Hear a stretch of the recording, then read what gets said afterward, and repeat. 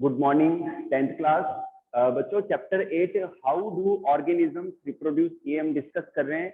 मैं आप सबको बता दूं बच्चों, कुछ जो चैप्टर्स हैं वो कट हुए हैं जो कि बोर्ड एग्जाम में टर्म 1 में और टर्म 2 में नहीं पूछे जाएंगे। बायो में चैप्टर 6 आ रहा है, चैप्टर 7 कट हुआ है। ओके बच्चों, तो ये आप सब ध्यान रखें। चैप्टर 8 जो है वो सिलेबस में है, वो टर्म 2 में आएगा, लेकिन अपन को करना है इसको। ठीक है, अक्टूबर या नवंबर तक अपन सिलेबस को कंप्लीट करेंगे, ये अपना टारगेट है। ठीक है, प्रीवियस क्लास में ह्यूमन मेल रिप्रोडक्टिव सिस्टम को मैंने एक्सप्लेन किया था। आज मैं आपको ह्यूमन फीमेल रिप्रोडक्टिव सिस्टम को एक्सप्लेन करूंगा। ठीक है, चलिए तो आज का टॉपिक है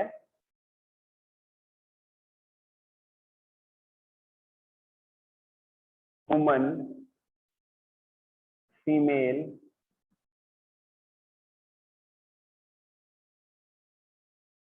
reproductive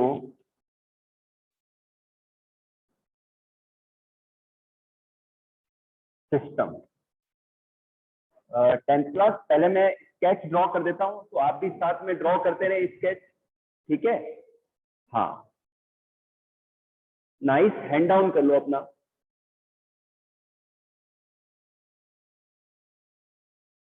yes,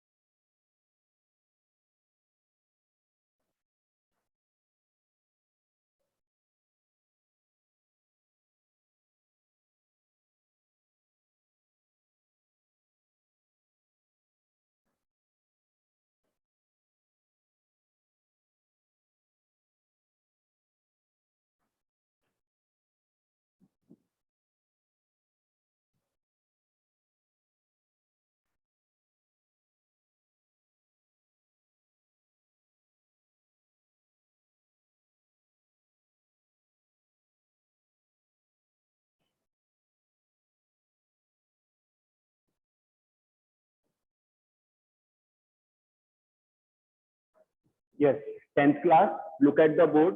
This is the sketch of human female reproductive system. बच्चों जो ह्यूमन फीमेल रिप्रोडक्टिव सिस्टम है उनमें एब्डोमेन के नीचे जो है दो आलमंड शेप ओवेरीज पाई जाती है, जिनकी जो चौड़ाई है वो जो लेंथ है वो 4 सेंटीमीटर 2 to 4 सेंटीमीटर होती है और थिकनेस जो है 1 सेंटीमीटर होती है, विड्थ 2 सेंटीमीटर होती है। तो ये बच्चों दो आलमंड शेप ओवेरीज हैं। ओवेरीज के अंदर ओवेरियन फॉलिकल्स डेवलप होते हैं जिनके अंदर एग होता है, ओव्यूम होता है। ओके,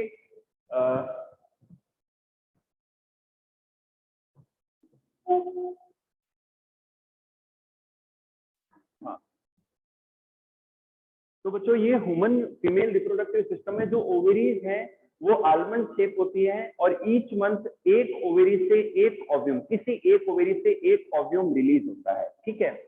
सेकेंड थिंग, ओवेरी के जो फॉलिकल्स हैं वहां से एस्ट्रोजन हार्मोन रिलीज होता है कि जो कि फीमेल सेक्स हार्मोन है, और ओव्यूम के रिलीज होने के बाद में पीछे जो स्ट्रक्चर बचती है उसे हम कॉर्पस ल्यूटियम कहते हैं, जिससे प्रोजेस्टेरोन हार्मोन रिलीज होता है।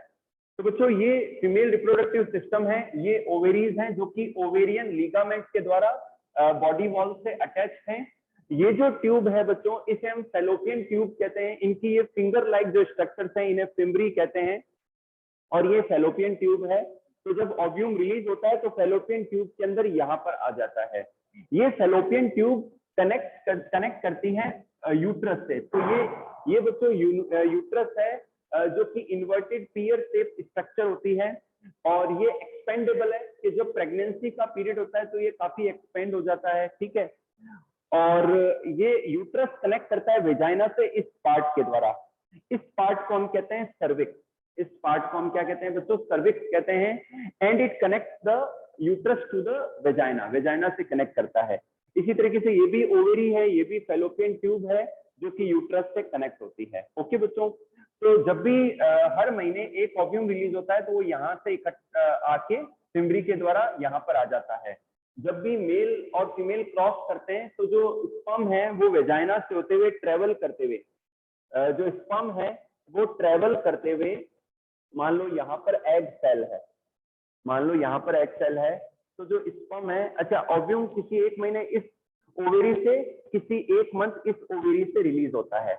तो ये जो स्पर्म्स हैं बच्चों ये ट्रेवल करते हुए एग की सर्च में, ओव्यूम की सर्च में फैलोपियन ट्यूब तक जाते हैं और फैलोपियन ट्यूब के अंदर इनका फ्यूजन होता है। ओके बच्चों, तो ये फीमेल रिप्रोडक्टिव सिस्टम का पार्ट था। हाँ बच्चों, आप सब अपनी अटेंडेंस जरूर फिल कर दें। चलिए,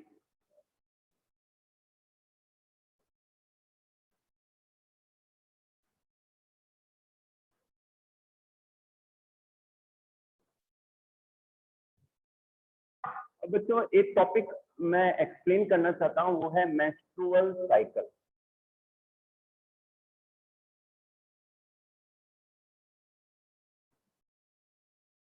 मेंस्ट्रुअल साइकिल बच्चों, मेंस्ट्रुअल साइकिल क्या है बच्चों?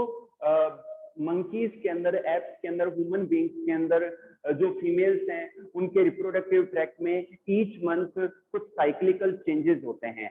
तो इन साइक्लिकल चेंजेस के दौरान जो यूट्रस की वॉल है वो प्रिपेयर होती है, यूट्रस की जो वॉल है वो प्रिपेयर होती है to bear the embryo, to bear the pregnancy. Okay, तो प्रिपेयर होती है, कुछ हार्मोनल चेंजेस आते हैं। तो इन साइक्लिकल चेंजेस को हम क्या कहते हैं? मेंस्ट्रुअल साइकिल कहते हैं। तो मेंस्ट्रुअल साइकिल जो है 13 इयर्स की एज में स्टार्ट होता है, इसे हम कहते हैं मिनार्ड। क्या कहते हैं? मिनार्ड कहते हैं। और 45 से 13 इयर्स की एज में, है ना, 12 या 13 ईयर जो प्यूबर्टी की एज है तब स्टार्ट होता है गर्ल्स के अंदर। और 45 से 50 ईयर की एज में ये जो है पॉज हो जाता है, स्टॉप हो जाता है, इसे हम कहते हैं मीनोपॉज। तो ये होता है बच्चों 45 से लेकर 50 ईयर्स की एज में, 45 से 50 ईयर की एज में ये पॉज हो जाता है। ओके बच्चों, तो ये चीज ध्यान रखें आप। और ये जो मेंस्ट्रुअल साइकिल है बच्चों, इसका जो टाइम ड्यूरेशन है ये अप्रोक्सीमेटली 28 और 29 डेज होता है। ठीक है, तो इस मेंस्ट्रुअल साइकिल के शुरुआती जो 3 से 5 दिन है उस समय ब्लीडिंग होती है। फर्टिलाइजेशन की एब्सेंस में क्या होता है, ब्लीडिंग होती है। क्या होती है, ब्लीडिंग होती है। तो यूट्रस की जो लाइनिंग है, डीजनरेटेड ओव्यूम है, डीजनरेटेड स्पर्म है, वो बाहर निकलते हैं ब्लड के साथ में। उसके बाद में ब्लीडिंग रुक जाती है और जो एंडोमेट्रियल वॉल है वो वापस से रीजनरेट होना स्टार्ट हो जाती है, एंडोमेट्रियल वॉल।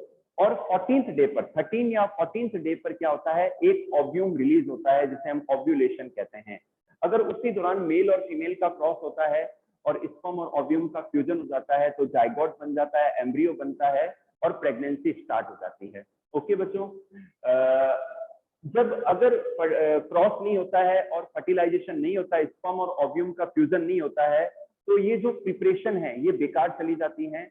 और 17th डे के बाद में जो एंडोमेट्रियल वॉल है, यूट्रस की जो इनर वॉल है वो लूज होना स्टार्ट हो जाती है और धीरे धीरे 28th डे आते आते एकदम लूज पड़ जाती है। और 28 डे के बाद में जो एंडोमेट्रियल लाइनिंग है वो डीजनरेटेड ओव्यूम, डीजनरेटेड स्पर्म और ब्लड वेसल्स के साथ में, ब्लड के साथ में बाहर रिलीज होती है, जिसे हम मेंस्ट्रुअल फ्लो कहते हैं। ओके बच्चों, तो एक लाइन है आपके एनसीईआरटी बुक में, एक लाइन है, what happens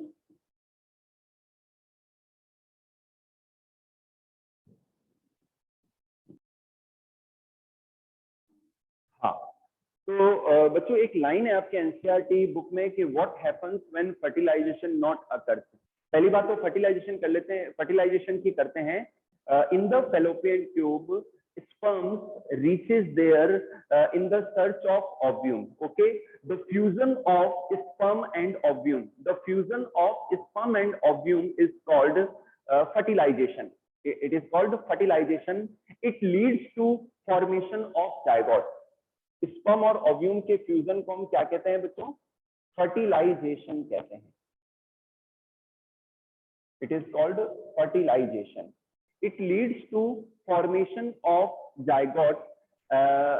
zygote is the first cell of the new organism, okay, which is diploid, and zygote by mitotic cell divisions develops into the embryo. Zygote by mitotic cell divisions develops into the embryo. Okay बच्चों, फिर वो जो embryo है वो develop होते और move करते करते यूट्रस में आता है। यूट्रस की जो वॉल है, जो इनर वॉल है, वहां पर इम्प्लांट हो जाता है।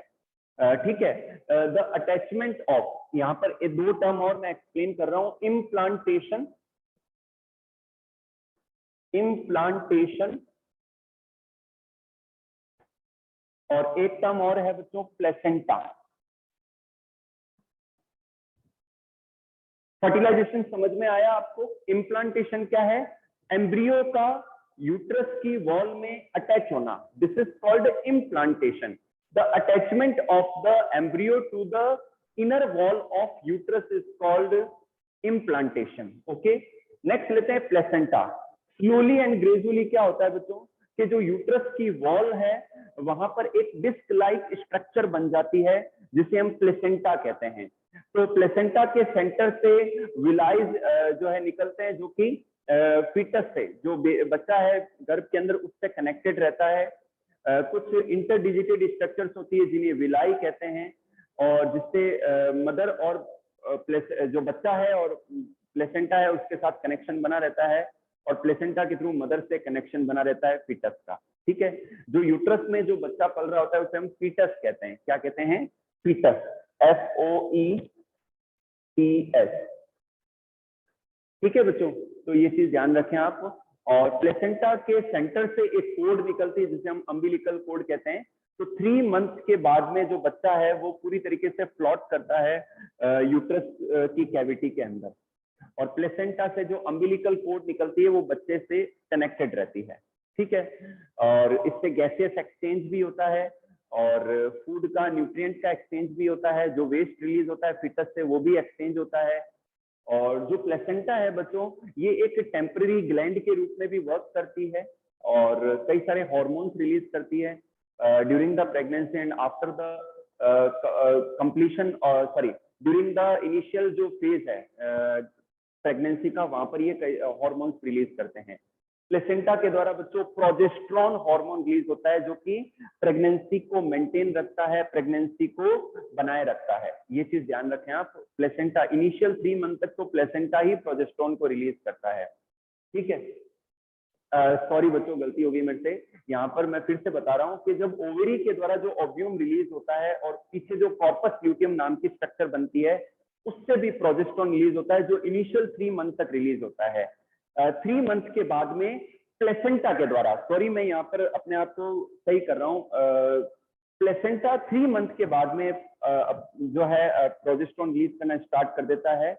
और after the completion of the pregnancy period complete होने के बाद भी जो है प्लेसेंटा के से कई सारे हार्मोन रिलीज होते हैं, ठीक है बच्चों। यहाँ पर एक टर्म और है गेस्टेशन पीरियड।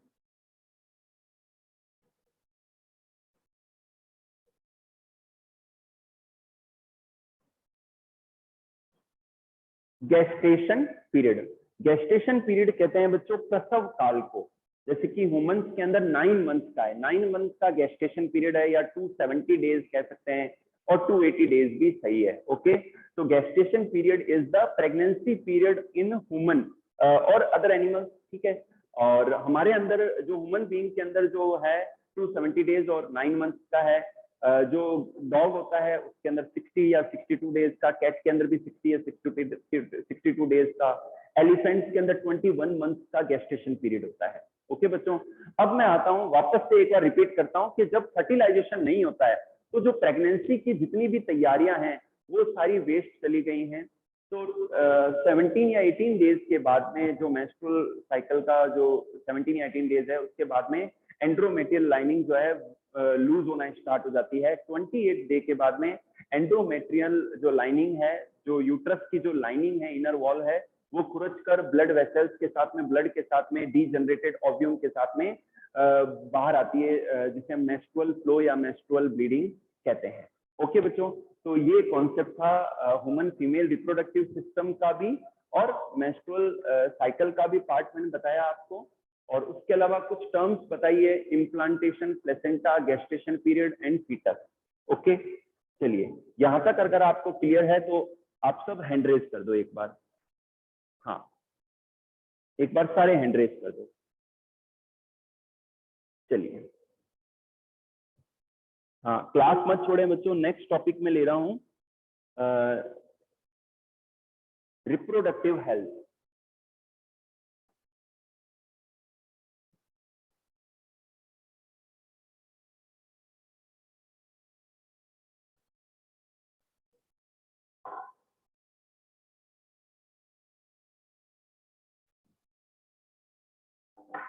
बच्चों कुछ टर्म्स भी हैं जैसे कि कंसेप्शन या कंसीव,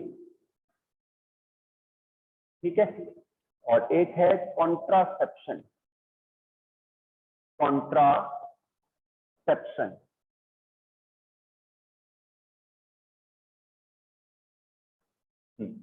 ध्यान से देखिए बच्चों, कंसीव करना, कंसीव का मतलब होता है कि अगर कोई लेडी या जो फीमेल है वो अगर उनका क्रॉस होता है और स्पर्म उनके फेलोपियन ट्यूब तक पहुंचते हैं और फर्टिलाइजेशन हो जाता है और प्रेगनेंसी शुरू हो जाती है, तो इसे हम कहते हैं कंसीव करना।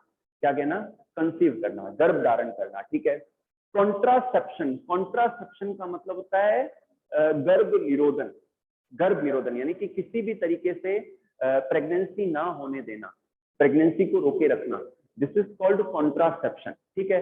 तो ये टॉपिक अपन आगे और डिटेल में पढ़ेंगे। पहले लेते हैं रिप्रोडक्टिव हेल्थ।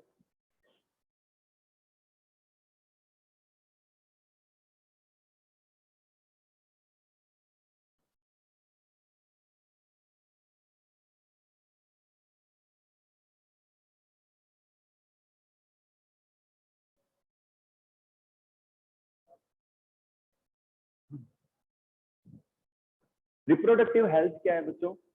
रिप्रोडक्टिव हेल्थ मतलब आपने 9th में पढ़ा होगा, हेल्थ की डेफिनेशन पढ़ी होगी कि health is a state of being well enough in the terms of physical, mental and social health. अगर रिप्रोडक्टिव हेल्थ की बात करें तो फिजिकल, मेंटल, सोशल के साथ साथ में हम रिप्रोडक्टिव हेल्थ को भी इंक्लूड करेंगे, ठीक है ना। कोई व्यक्ति, कोई महिला या पुरुष रिप्रोडक्टिवली तब हेल्दी कहलाएंगे जब उनके रिप्रोडक्टिव ऑर्गन भी सही से वर्क कर रहे हैं और वो उनके अंदर रिप्रोडक्शन की एबिलिटी है। तो इसे हम क्या कहते हैं, रिप्रोडक्टिव हेल्थ कहते हैं। नेचुरली बच्चों, अगर कोई व्यक्ति फिजिकली अनहेल्दी है, मेंटली अनहेल्दी है, तो उसका इफेक्ट उसके रिप्रोडक्टिव ऑर्गन्स पर भी आएगा और उनमें जनन की क्षमता नहीं रहेगी या जनन में दिक्कतें आएगी, रिप्रोडक्शन में प्रॉब्लम्स आएगी।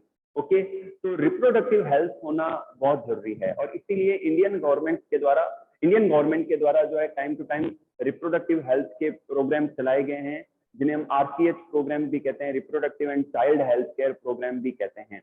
So what is reproductive health? Reproductive health is the state of being well enough in the terms of physical, mental, social, economical, and reproductive organs health.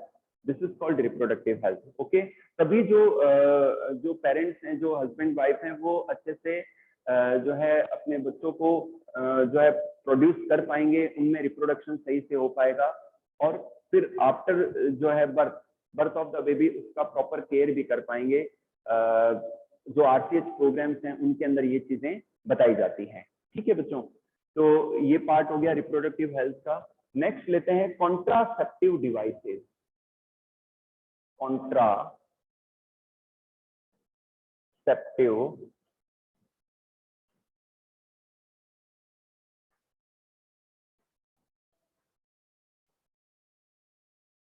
Contraceptive devices.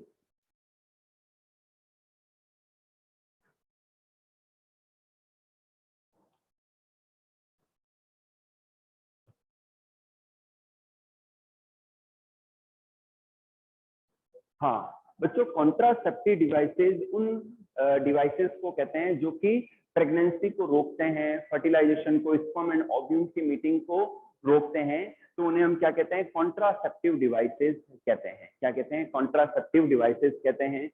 तो इनमें अलग अलग हैं, जैसे कि फर्स्ट है मैकेनिकल डिवाइसेस।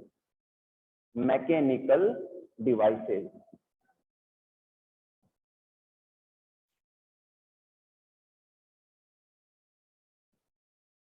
इसमें बच्चों अलग अलग हैं, अलग अलग डिवाइसेज हैं, जैसे कि कॉन्डोम, बी है सर्विकल कैप,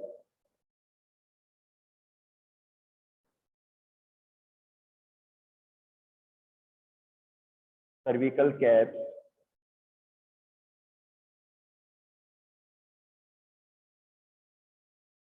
डायफ्राम। ओके बच्चों, सेकंड लेते हैं हम IUDs,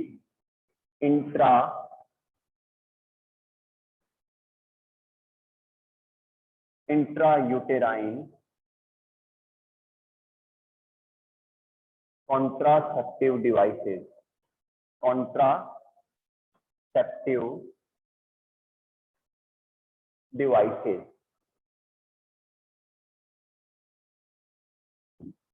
इन्हें हम इन शॉर्ट IUDs भी कहते हैं। IUDs और IUCDs। ठीक है बच्चों, थर्ड हम लेते हैं hormonal method. Hormonal method, hormonal methods हो गया। नेक्स्ट लेते हैं सर्जिकल मेथड। सर्जिकल मेथड, इनमें बच्चों दो हैं, एक तो है वैसिटोमी,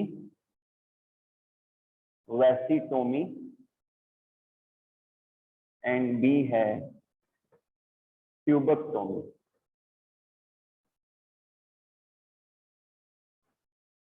और फिफ्थ लेते हैं बच्चों अबॉर्शन।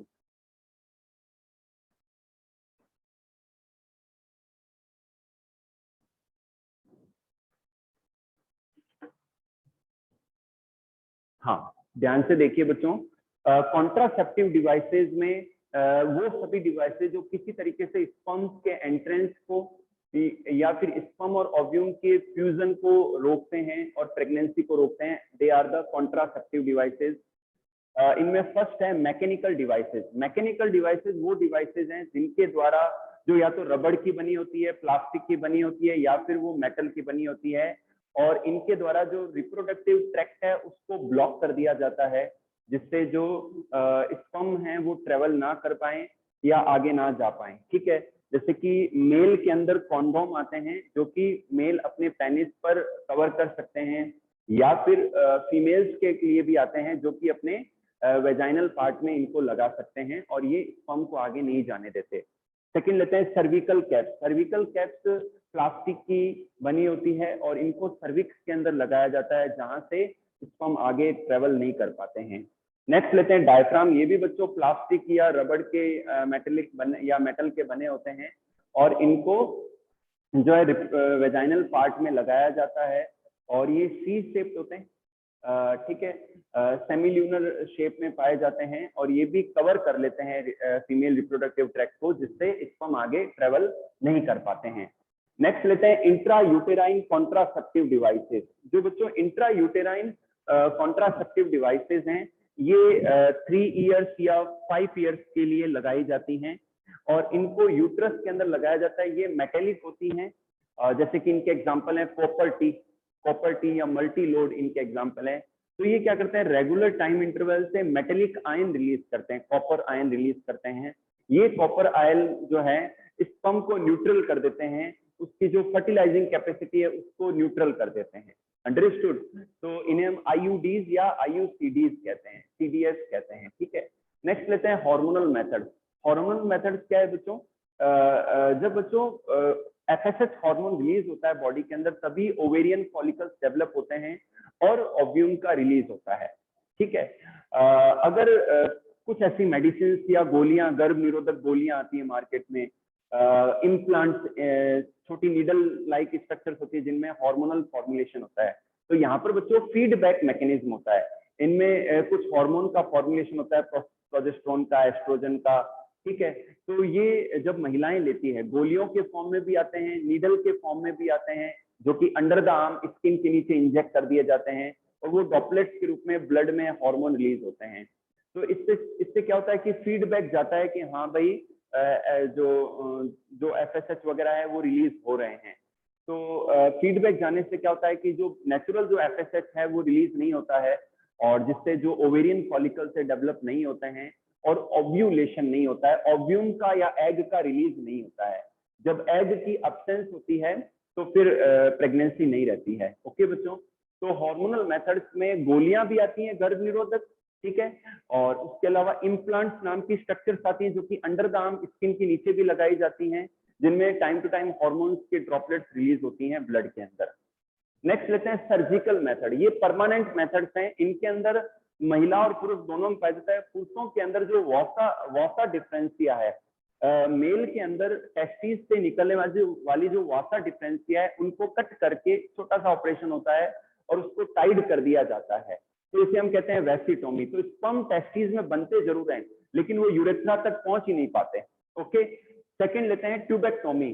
जनरली महिलाएं ऑपरेशन कराती है 2 या 3 बच्चे होने के बाद में, वो अगर आगे बच्चे नहीं चाहते हैं तो एक छोटा सा सर्जरी या ऑपरेशन होता है।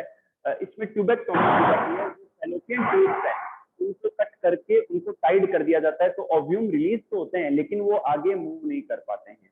तो ये परमानेंट मेथड है। नेक्स्ट लेते हैं अबॉर्शन। कई बार बच्चों अगर प्रेगनेंसी में कॉम्प्लेक्सिटी आ जाती है, अगर प्रेगनेंसी के अंदर कॉम्प्लेक्सिटी आ जाती है और कोई ऐसे कॉम्प्लिकेशंस क्रिएट हो जाते हैं और मदर की जान को अगर खतरा रहता है, तो फिर मेडिकली जो है टर्मिनेट किया जाता है प्रेगनेंसी को। इसे हम एमटीपी कहते हैं, मेडिकली टर्मिनेशन ऑफ प्रेगनेंसी। तो गर्भ को गिराना, इसे हम कहते हैं अबॉर्शन। तो 3 मंथ तक ये शेप रहता है। 3 मंथ के बाद का जो अबॉर्शन है वो जानलेवा हो सकता है मदर के लिए। ठीक है बच्चों, सेकेंड थिंग ये कि जनरली अबॉर्शन नहीं कम करवाया जाता है। आजकल क्या फीमेल फिटिसाइड, हरियाणा में या कुछ एक स्टेट के अंदर क्या है कि गर्भ के अंदर ही बच्चे का जो सेक्स है वो पता लगा लिया जाता है कि वो गर्ल है या बॉय है। अगर लड़की होती है तो फिर उसका अबॉर्शन करा दिया जाता है। इसे हम कहते हैं फीमेल फिटिसाइड, कन्या भ्रूण हत्या इसे हम कहते हैं। ओके बच्चों, तो अबॉर्शन भी एक मेथड है अनवांटेड जो प्रेगनेंसी है या कॉम्प्लिकेटेड जो प्रेगनेंसीज है उनको दूर करने का। ओके, 10th क्लास आज के लिए इतना ही। Remaining part we will discuss on tomorrow. Okay.